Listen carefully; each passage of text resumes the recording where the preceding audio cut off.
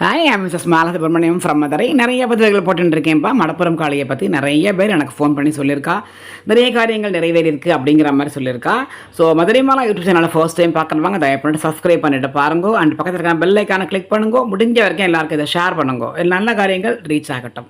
இப்போது நம்ம அம்மனுடைய அழகான ஒரு ஒரு தீபாராதனை எத்தனை அழகாக இருக்குது பற்றியாளா, இதைத்தான் நம்ம இப்போ பார்த்துக்கிட்டுருக்கோம். இது வந்துட்டு பார்க்குறதுக்கே ரொம்ப அதிசயம் அழகாக இருக்குது. பார்க்குறதுக்கு அப்படியே அவ்வளோ ஒரு அற்புதம். அந்த நேரடியாக பார்க்கும்பொழுது அப்படியே அந்த அம்மன் அந்த மேலே வரும்போது ஜொலிப்பள் அவள்.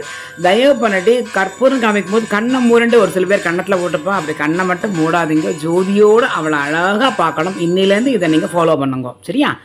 அப்புறம் இன்னும் என்னன்னாக்கா, உங்களுக்கு நிறைய பேருக்கு நிறைய பிரச்சனைகள் இருக்குன்னு என்கிட்ட நிறையா சொல்லியிருக்கான்.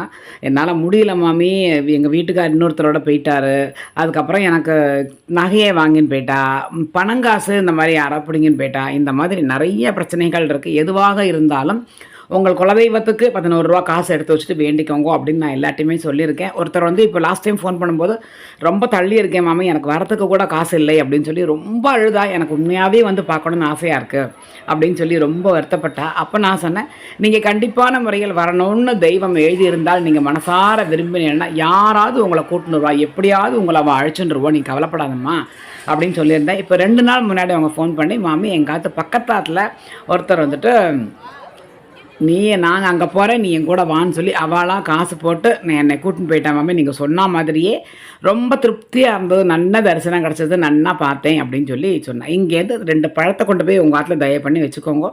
அப்படி வர முடியாதவா ஆல்ரெடி நான் சொல்லியிருக்கேன், 2 பழத்தை எடுத்து உங்கள் ஆற்று நன்னா அலம்பிட்டு 2 கனியை அழகாக அவளையும் அம்மனாக பாவித்து நீங்கள் அதில் வச்சுக்கோங்க.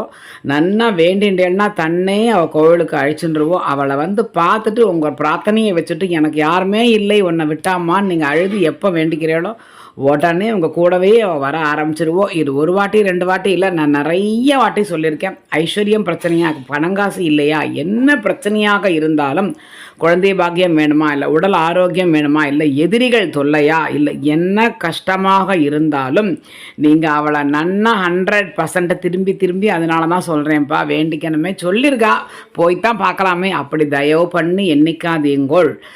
வந்து நன்னா வேண்டிண்டு நீ தான் எனக்கு உன்னை விட்டால் யாருமே கிடையாது அப்படி சொல்லி நீங்கள் வேண்டின்றேனாக்கா 100% நல்லது மட்டும்தான் நடக்கும். சும்மா நடக்காது. நீங்கள் எதிர்பார்த்ததை விட ஒரு 4-5 மடங்கு கூட நடக்கவே தவிர கண்டிப்பான முறையில் அது குறையாது. ஏன்னா நிறையா நான் அனுபவிச்சிருக்கேன். என் ஃப்ரெண்ட்ஸ் சர்க்கிளையும் சரி, ஈவன் தெரியாதவா என்னுடைய வீடியோவை பார்த்துட்டு கோவிலுக்கு போயிட்டு வந்துட்டு நல்லது நடந்துட்டு முகமே தெரியாமல் இப்போ வரைக்கும் எனக்கு நிறைய பேர் ஃபோன் பண்ணிக்கிட்டு அதனால தான் நான் சொல்கிறேன், நன்னா வேண்டிக்கோங்க. என்ன ஏதாவது இப்போ உடம்பு உழுவாதேன்னா உருவம் வாங்கி போடுறேன் அப்படின்னு வேண்டிக்கோங்க.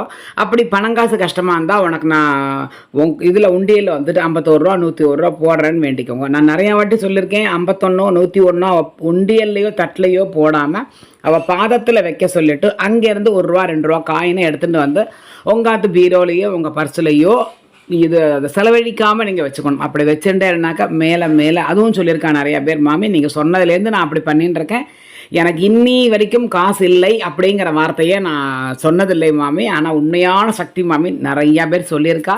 கோவிலுக்கு வந்து அவளை பார்த்து தரிசனம் பண்ணிட்டு போனவாளுக்கு கண்டிப்பான முறைகள் தெரியும், நல்லது நடக்கும் அப்படிங்கிற நம்பிக்கையோடு அவள் இருப்பாள். ஸோ எல்லாருமே நல்லா இருக்கணும், யாருமே கஷ்டப்படப்படாது, முடிஞ்ச வரைக்கும் எல்லாரும் பிரச்சனையே இல்லாமல் சந்தோஷமாக இருக்கணும் அப்படிங்கிறதுக்காக தான் இந்த வீடியோவே நான் போடுறேன், இந்த பதிவை நான் போடுறேன். எலுமிச்சம்பழ மலை கனி அதை வாங்கி நீங்கள் சாத்துங்கோ, அதை வேண்டிக்கோங்கோ. அதுக்குரிய சக்தி வேறு எதுக்குமே கிடையாது. பெரிய காரியமாக இருந்தால் நிலமால வாங்கி சாத்துறேன்னு வேண்டிக்கோங்க. அப்படி இல்லையா என்னால் முடிஞ்சதை நான் செய்கிறேன் அந்த மாதிரி வேண்டிக்கோங்க. இல்லை அங்கே பிரதட்சணமோ இல்லை அடிப்பிரதட்சணம் என்ன உங்களால் முடியுமோ அதை நீங்கள் தயவு பண்ணி வேண்டின்றோங்கோ. அவசரப்பட்டு பெருசாக வேண்டிட்டு செய்ய முடியாமல் தயவு பண்ணி தவிக்காதீங்கோ. ஏன்னா வேண்டின்றா முடிஞ்ச வரைக்கும் எவ்வளோ சீக்கிரம் முடியுமோ அது அவ்வளோ சீக்கிரம் அந்த வேண்டுதலையை நிறைவேற்ற பாருங்கள். கண்டிப்பான முறையில் நீங்கள் எல்லாரும் நன்னா இருப்பேன், கஷ்டமெல்லாம் கண்டிப்பாக தீரும், ஒரு கஷ்டம் இல்லாமல் எல்லாரும் சந்தோஷமாக இருப்பேன். ஒருத்தரும் நன்னா ஆத்துக்கார் குழந்தைகளோட வியாதி வைக்க இல்லாமல் தொங்க தாலியை கட்டுக்கிண்டு வியாதியே இல்லாமல் சந்தோஷமாக நினச்ச காரியம் சித்தி அடைஞ்சிட்டு 1000 காலம் நன்னா இருக்கணும் அப்படிங்கிறத நான் எப்போவுமே பிரார்த்திச்சுட்டு இருக்கேன். எல்லாரும் அந்த மாதிரி தான் இருப்பேங்கிற நம்பிக்கையில் தான் இந்த வீடியோவை நான் போடுறேன். எல்லாரும் கஷ்டமே இல்லாமல் நன்னா இருங்கப்பா. கோவிலுக்கு வாங்கோ, வந்து நீங்கள் பாருங்கோ, கண்டிப்பான முறையில் நல்லது மட்டுமே நடக்கும். நம்பி வேண்டிக்கோங்கோ. நம்பினவாளுக்கு தான் அவள் தெய்வம். மற்றவாளுக்கெல்லாம் அவள் இல்லைன்னு கூட எண்ணிக்கலாம். இல்லைன்னு சொல்கிற வார்த்தையே என்னால் வாயில் சொல்ல முடியலை. ஏன்னா நான் அவளை அவ்வளோ நம்பியிருக்கேன். கண்டிப்பாக நல்லது மட்டும்தான் நடக்கும். அதனால் கவலைப்படாதீங்கோ. நன்னா வேண்டிக்கோங்க தெய்வத்தை. கஷ்டமே இல்லாமல் எல்லாரும் நன்னா இருப்பேள். அதனால் நான் எல்லாருக்காகவும் நான் பிரார்த்திச்சுக்கிறேன். ஜெய் மகாகாளியே சரணம், ஜெய் துர்காவே சரணம்.